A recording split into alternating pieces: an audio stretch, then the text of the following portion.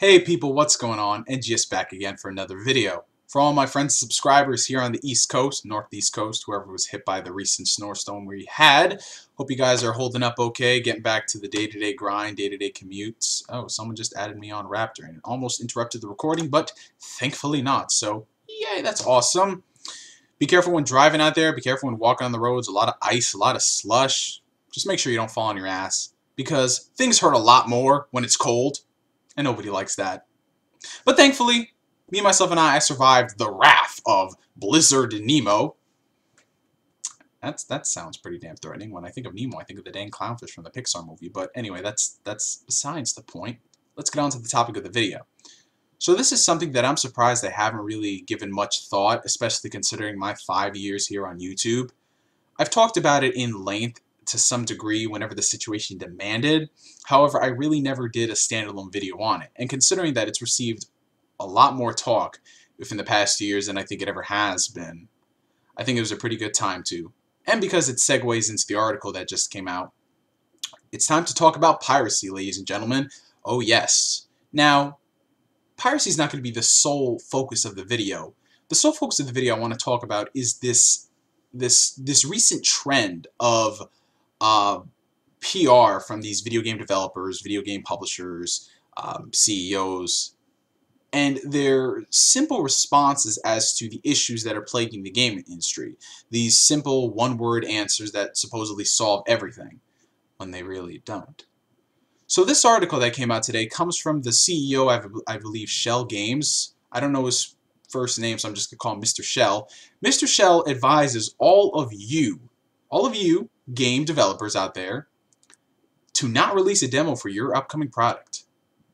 Should you be one of the unfortunate to have the mindset to say, hey, let me give people a taste test of what they're going to expect in the game, that is effectively going to cut your sales in half. That's 50% for those of you who don't know. Now, there's a lot to say on that, but first thing, what I want to do is I want to backtrack a bit to recent statements coming from a lot of these same people, and it's in regards to piracy.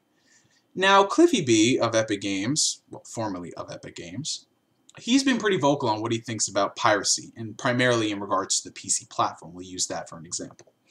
Cliffy B and people like him believe that the reason why their games do not sell on PC is due to the fact that gamers are so cynical that they don't want to support the gaming industry at all. They're just scumbag thieves. Now, to be fair, while there is some validity in that, there are a lot of people who just pirate for the sake of pirating. They don't want to support the product regardless. That is a very small percentage. And I think it is a very closed-minded point of view to look at the problem at hand and just say, yo, it's piracy. That's the case. That's the case. Really? That's the issue? Really? Okay.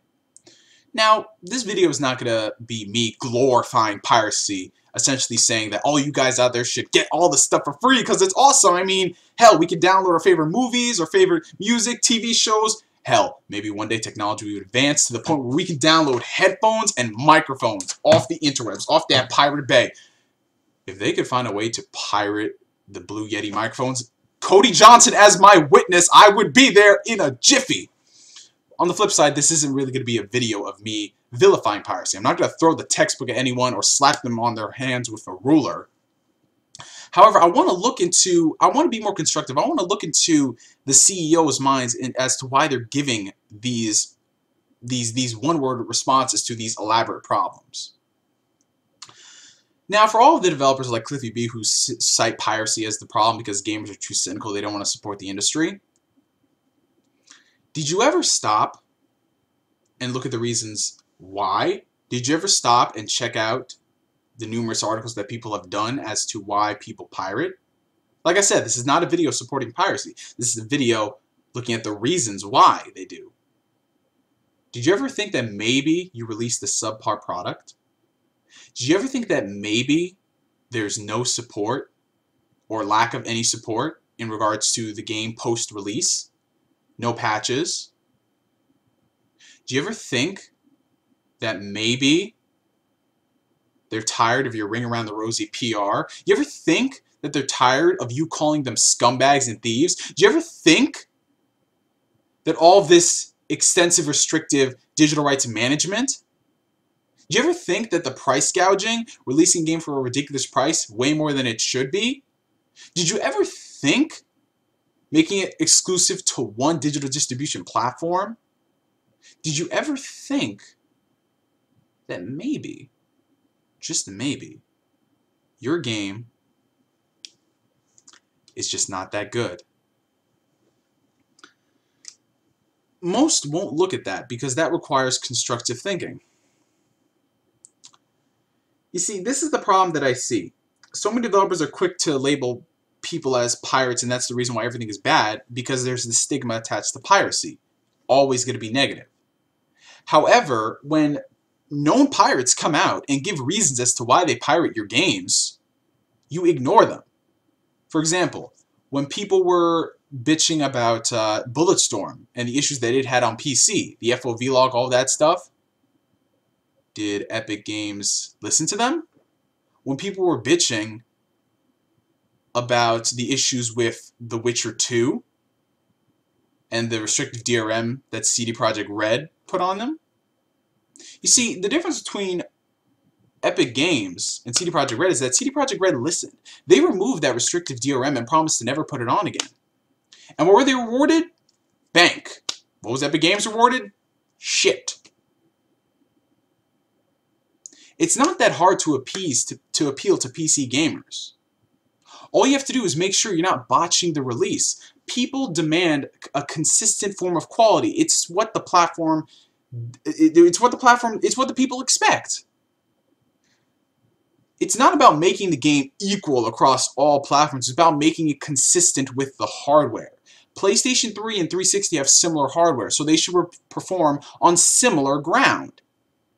There shouldn't be this huge gap in games where the PS3 version is dropping to under 20 frames per second and they're screen tearing. Likewise with the PC version. Of course it's going to be graphically superior, but not to the point that people exaggerate where it's next gen. Just something consistent with the hardware. Like, I don't know, graphic options. Like, I don't know, key bindings. Like, I don't know, don't lock the resolution!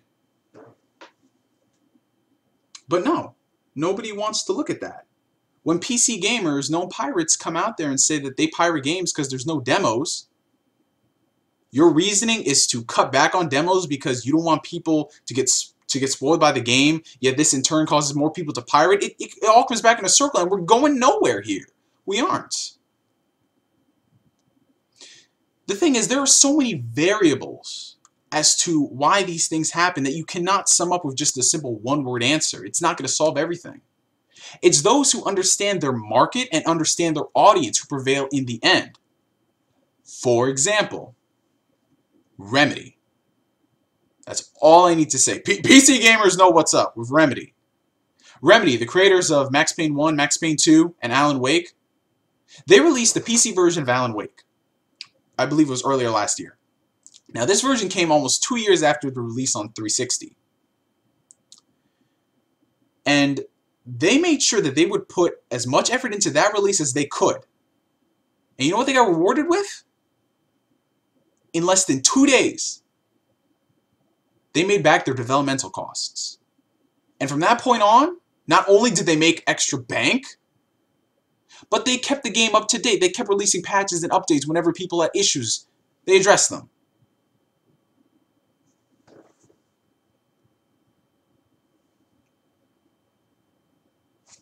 What is so hard about that? A game that was almost 2 years old. By game standards, it was irrelevant. Yet it made money. There's a market on PC outside of RTS games? Whoa. Or maybe is it just the developer who actually puts time and effort into their product? Maybe.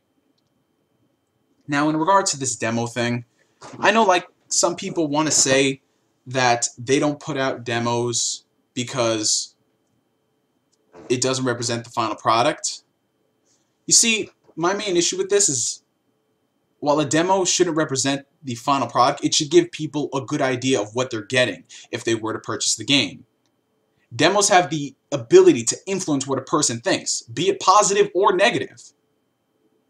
Some people who are really excited about the game might get turned off, and vice versa. Some people who had no interest in the game whatsoever randomly browsing around their store, they see the demo, they download it, and they love it. It's happened. Where's the facts that releasing a demo will cut the game sales in half? Maybe there were other things that caused the game to not sell. Poor marketing, releasing it at a very, very, very, very bad window period, like the same week of Grand Theft Auto 5, maybe?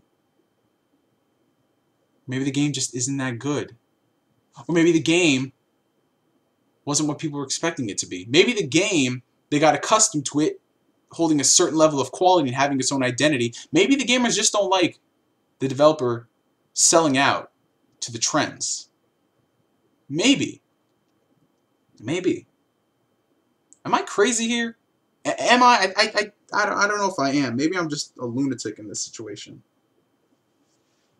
But it's those who don't look around at the industry and see what's changing and what's evolving. Those are the ones who get stuck behind. You see this nowadays with movie companies. Movie companies, they're trying harder and harder to get people's butts in seats because movies aren't making that much money nowadays. Oh yeah, sure, you see the big blockbuster ones making movies, but overall in a ratio, not so much. They're trying to get people's butts in theaters, so that's why they're shelling out 3D. They're trying to get you away from the computer. But releasing trailers just aren't good enough. So what do? They release clips of the movie. They want to give people not the final experience of what you're going to get, but a pretty good grasp of what you're going to expect if you shell out that money for the ticket. Same thing with demos. Exact same thing. People are skeptical of things that they do not know. So it's best to reassure them of what they're going to be getting in the game. And for you, the one thing why this article is just so lulzy is because they're essentially saying, have faith in us. Our game is going to be good. Really? You're going to tell me that your game is going to be good regardless, yet you're not going to show me any shred of evidence behind it. Does that sound assuring to you guys? Does it? Because it sure doesn't to me. Call me a cynical gamer all you want, but if I don't see proof of concept, I'm not going to trust you. I really am. I'm not going to. I'm not going to at all. So bottom line, these companies really need to look at what's happening around in the industry and see the reasons as to why people are having gripes with it. Because releasing statements like this is just pure... I don't even know what to say. I really don't at this point. I've been ranting for almost 13 minutes. It's Monday night. I'm tired as all heck. But I hope this gave you guys my insight on the situation and what I think about it. I might be completely wrong, but whatever, I guess. That's all I want to say today. Post your comments and your video responses. I'm GS signing out. Yes, this hat is freaking warm as hell, and I'll catch you guys later. Peace.